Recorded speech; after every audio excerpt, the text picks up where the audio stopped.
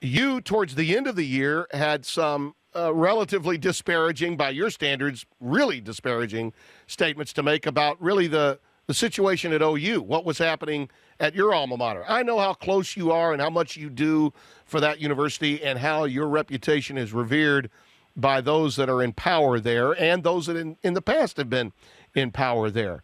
I'm looking at this situation with Bob Stoops, the announcement of his getting a 2-year extension to 2020 today, as being a little conspicuous from a timing standpoint, that maybe the views you expressed at the end of last year are part of a camp that is Oklahoma that is sensing some unrest, that things aren't all right, just as you have indicated, things aren't all what they appear to be. And that this is the administration saying, take that, we're confident in who we've got and where we're going and all that. Do you get that sense or no?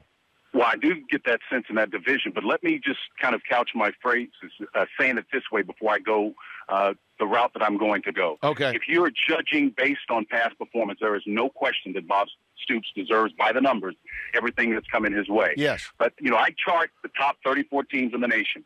And Oklahoma's line of success looks a lot like Texas's. When you get to year 14 and 15, something happens. It's not an Oklahoma thing. It's not a Texas thing. It is a human nature thing. You use a lot of intellectual property in the form of coaches that go on to get better jobs and so forth and so on, and you're not a better team ultimately. It takes an unbelievable coach. The only one I know that can weather that storm and still remain at the elite level is Nick Saban. He's the only one that's demonstrated in the last 15 of college football effectively, in my opinion. There's ebb and flow in the course of every program, but Alabama's been the only one to endure that. Now, Bob is the winner in this deal, okay? He's the winner in this. But moving forward, my job as an analyst is to look at where the program is and project where it will be, and sometimes make bold statements about where that program will project 3, 4, 5 years down the road and be comfortable with it. Yeah. I think Oklahoma's going to struggle. I think they took a significant hit in the A&M loss in the bowl game. I tweeted as much. I supported that. Bob and I have talked since that time. We're on the same page relative to he's got a job to do. He knows I've got a job to do. So I spoke to the team. He invited me to come in and visit. Had a great time about that, but I'm going to say what I'm going to see every time. And I think this team is going to struggle a little this year. Well, they got issues, I think, at quarterback. Bell is more of a runner than he is a passer. And, I think that was the issue for Texas last year. And this is why I believe that the loser of the Texas OU game, in some measure because Bob has sort of owned the series with Mac, that's part of it.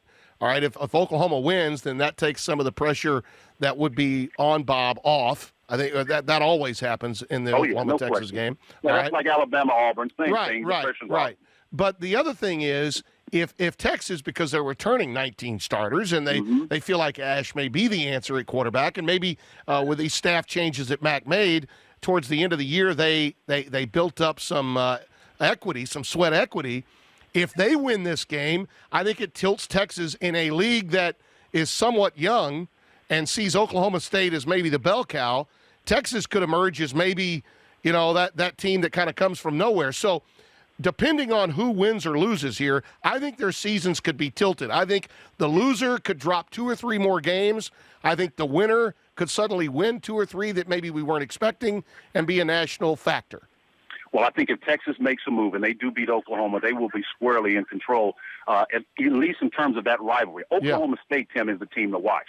That's the team that has the facilities, they have the talent, they have the confidence now that's unprecedented in that program. And I think Coach Dundee is in a great position to really make something special happen. I think that team right now, in my opinion, just looking at it on paper, is the best team in the conference.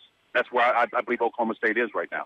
When you look at Oklahoma, they've got Trevor Knight. He's going to come in. Kendall Thompson, will be competing at quarterback with Blake Bell. But Blake Bell's got 20 touchdown passes in his career. Yeah. He's got 24 rushing touchdowns. So when you look at that, that's a career number that we're talking about. And he's taken over a program that's a perennial power, historically speaking, not so much in recent years. And that's just not a very experienced. Look at the great program.